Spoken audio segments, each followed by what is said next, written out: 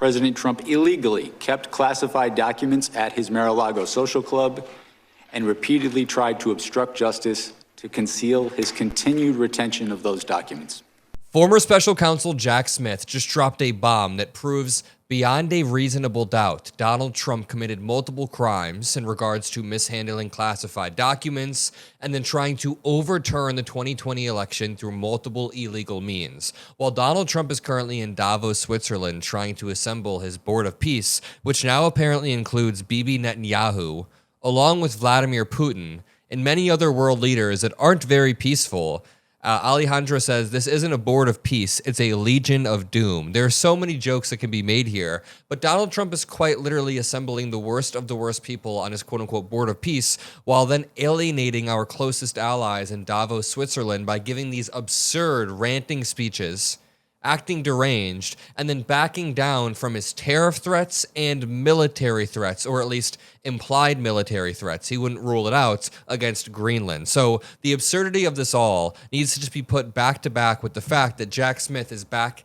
in domestic territory in the United States on Capitol Hill, talking about the FBI search on Mar-a-Lago and talking about Donald Trump trying to steal the election. Let's start off with Donald Trump's day-to-day because he is incredibly pissed off at a New York Times Siena poll that came out that is very unfavorable to him. He posted this while he's supposed to be representing our country, ranting about election fraud, doing all this in Davos. He says, the Times Siena poll, referring to the poll that I'm about to show you, which is always tremendously negative to me, especially just before the election of 2024 where I won in a landslide, will be added to my lawsuit against the failing New York Times. Our lawyers have demanded that they keep all records and how they computed these fake results, not just the fact that it was heavily skewed towards Democrats. They will be held fully responsible for all of their radical left lies and wrongdoing. I'm laughing, but it's not even funny. The president has repeatedly sued pollsters like Ann Seltzer, who have come out with particular individual polls he doesn't like. Here's the thing. When you put all of the polling into an aggregate,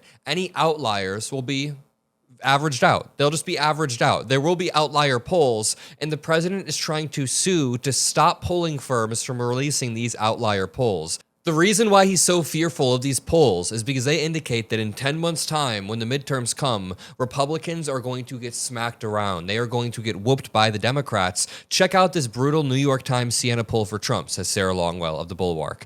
-16 net approval, and only 32% of voters say the country is better off than it was a year ago. That's a really low number. That's below his floor. He's underwater on these issues. -17 on immigration, -18 on the economy, -19 on foreign relations, sure to get worse, -29 on the cost of living, -44 on the Epstein files. So you know what his response is every time this happens? He ramps up the authoritarianism. Jack Smith is about to prove the same thing, but every act of authoritarianism is an expression of desperation from this administration. Every single time Donald Trump lashes out at a pollster or a media company or some celebrity, it's because he is scared of what happens if Americans are allowed to bring accountability. Donald Trump is scared of democracy, and again, Jack Smith will prove that in one moment, but if we look at this actual New York Times Siena poll from January 12th to 17th, it says, do you think the country is generally better off than it was a year ago, about the same, or worse? Only 32% say better off, 49% say worse off, 19% say about the same. And even a lot of independents, a lot of Democrats, even a decent amount of Republicans say that they're worse off or about the same. It continues to get even worse. How support for Trump has changed. This is the New York Times Siena poll that Trump is lashing out at once again. President Trump made gains with most groups between 2020 and 2024, but the latest Times Siena poll shows those shifts in the past 2 years have vanished with mostly all voters. Non-white voters, and you can see how they lay it out here. Non-white voters in 2020 were here. They bounce to him in 2024, then revert back in 2026. You see the same thing with people aged 18 to 24. They're with him in 2020, kind of, bounce to him in 2024, then young voters have dropped 42 percentage points. Not midterm voters have dropped an insane amount. All registered voters have also dropped. Midterm voters have dropped, and people above the age of 65 are starting to revert back. White people as well. Donald Trump is rapidly losing popularity, and that's why you see these expressions of authoritarianism. He is scared of people being to exercise their free speech rights because they're going to speak out against the administration. He's scared of protesters because they bring accountability. He's scared of the press because the press exposes what they're doing. He's scared of colleges because colleges create critical thinking students that can then expose this administration. You see it among all of this. Even the law firms that Donald Trump has been attacking over and over. The law firms essentially show that Donald Trump is doing illegal action, so he tries to attack them. Then we come to Jack Smith, and guess what? He has attacked Jack Smith more than anybody else, other than other people like maybe Letitia James or Kamala Harris. But right here you see Mark Levin, Donald Trump reposted it. It says, Jack Smith must go to prison for this. I have a website here that shows us Donald Trump's true socials, and I can just look up a key term. I looked up Jack Smith. He says, Jack Smith and the special prosecutor's office are playing the same games. He says, Jack Smith, nice, soft name, isn't it? What the hell? Is a political hitman. He then said on January 10th, this one was 12 days ago, deranged Jack Smith should be sitting in prison for all that he has done to disgrace our country. He even called Jack Smith a son of a bitch. It's like deranged Jack Smith is a sick son of a bitch. Yeah, Jack Smith is the one who's sick. He's the only one who's helped bring accountability to your crimes. I just wish he went faster and swifter. Here's Jack Smith starting off on Capitol Hill. As I testify before the committee today, I want to be clear. I stand by my decisions as special counsel, including the decision to bring charges against President Trump. Our investigation developed proof beyond a reasonable doubt that President Trump engaged in criminal activity.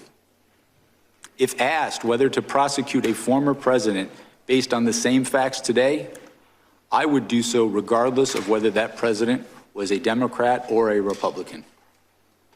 No one should be above the law in this country, and the law required that he be held to account, so that is what I did. To have done otherwise on the facts of these cases would have been to shirk my duties as a prosecutor and as a public servant. There are more clips, but you see a lot of parallels. Donald Trump tried to steal the 2020 election through the fake elector scheme, through pressuring officials, and then January 6th, and even beyond that, he tried to steal the election because he amps up the authoritarianism when he's desperate. You see that heading into the midterms with the redistricting that's happening in Texas. He tried to pressure Indiana officials to do the same. Now he's tweeting relentlessly about how mail-in ballots need to be eradicated, how voting machines need to be taken over. He gets increasingly authoritarian as he gets desperate. On the other side, the administration consistently argues that people should be above the law if they are either administration officials, police officers, ICE agents, or January 6ers. They say if you're doing the bidding of this administration, you should have absolute immunity. So if you storm the Capitol to try to quote-unquote hang Mike Pence, you will be pardoned. If you are an ICE agent who goes out on the road in Minneapolis and kills a U.S. citizen like Renee Nicole Good, you will have absolute immunity. It's the same exact thing, but just paralleled 5 years later. Take a look at this. Rather than accept his defeat in the 2020 election, President Trump engaged in a criminal scheme to overturn the results and prevent the lawful transfer of power. Thank you. After leaving office in January of 21, President Trump illegally kept classified documents at his Mar-a-Lago social club and repeatedly tried to obstruct justice to conceal his continued retention of those documents. Highly sensitive national security information was held in a ballroom and a bathroom. Rather than accept his defeat. Yeah, a ballroom and a bathroom. Now he's trying to recreate a new ballroom. Check this out. Trump's political association, activities, beliefs, or candidacy in the 2024 election. President Trump was charged because the evidence established that he willfully broke the law, the very laws he took an oath to uphold. Grand juries in 2 separate districts reached this conclusion based on his actions, as alleged in the indictments they returned. Rather than accept his defeat in the 2020 election, President Trump engaged in a criminal scheme to overturn the results and prevent the lawful transfer of power. Then, this is a really important question that I've argued about on CNN multiple times, whether or not Merrick Garland was pressuring Jack Smith or other people to bring these indictments. We know that's not true. We know that Merrick Garland was kind of too slow, right? Merrick Garland was not this pit bull that they make him out to be. Neither was, Jack Smith is really, really good, but it's not like he is unfair. He is very, very precise, very procedural, very cautionary, and pretty slow at what he was doing. So the idea that he was pressured by anybody actively is false, but now we know for sure under oath that it's false. Did Merrick Garland ever pressure you to bring an indictment or to do anything in your investigation? No. Did anybody else in the administration, President Biden, Vice President Harris, et cetera? I was given the independence to conduct my investigation, and I came to the decision to bring charges in this case without undue influence from anybody in the department. Thank you, thank you. I'm going to leave it there. If you appreciate these videos, drop a like, subscribe. I'll see you all in the next one. Peace out.